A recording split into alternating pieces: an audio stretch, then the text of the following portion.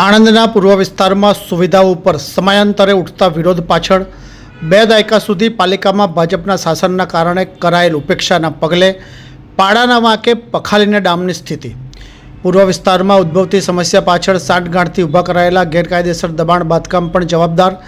કરમસદ આણંદ મહાનગરપાલિકા બનતા પૂર્વે 2 દાયકા સુધી આણંદ પાલિકામાં ભાજપ શાસનના પગલે મતોના રાજકારણના કારણે શાસકો દ્વારા પૂર્વ વિસ્તારમાં સુવિધાઓ ઉપલબ્ધ કરવા ઉપેક્ષા સેવતા હવે મનપાના કારણે સમયાંતરે આ વિસ્તારમાં સુવિધાઓ ઉપલબ્ધ મામલે વિરોધ પ્રદર્શન કરાતા મનપાની પાડાના વાંખે પખાલીને ડામને સ્થિતિ સર્જાવા પામીનું જાણવા મળ્યું છે।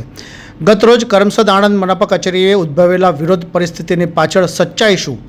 ગતરોજ કરમસદ આણંદ મનપા કચેરીએ પાદરિયા વિસ્તારના રહીશો દ્વારા ગટરના ગંદા પાણી ઉભરાતા હોયના મુદ્દે કરેલ વિરોધ પ્રદર્શન અને બંગડી ઉછાળતા સર્જાયેલ તૂતુ મેમેની સ્થિતિની વિસ્તાર તપાસ હાથ ધરાતા મનપા દ્વારા ગટર પાઇપલાઇનની કામગીરી હાથ ધરવામાં આવતા સમયે સોસાયટી વિસ્તારના રહીશો દ્વારા જ અન્ય જગ્યાએથી પાઇપલાઇન નાખવામાં આવેના હટાગ્રહ કરતા લેવલ ન સચવાતા ગટરના પાણી ઉભરાવાની સમસ્યા વકરતા પામતા શું આ માટે મનપા તંત્ર જવાબદાર કે સોસાયટીના રહીશોના સવાલ પણ ઉઠવા પામી રહ્યા છે।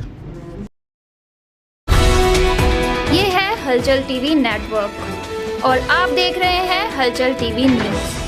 हर हलचल पर नजर, हर हलचल की खबर।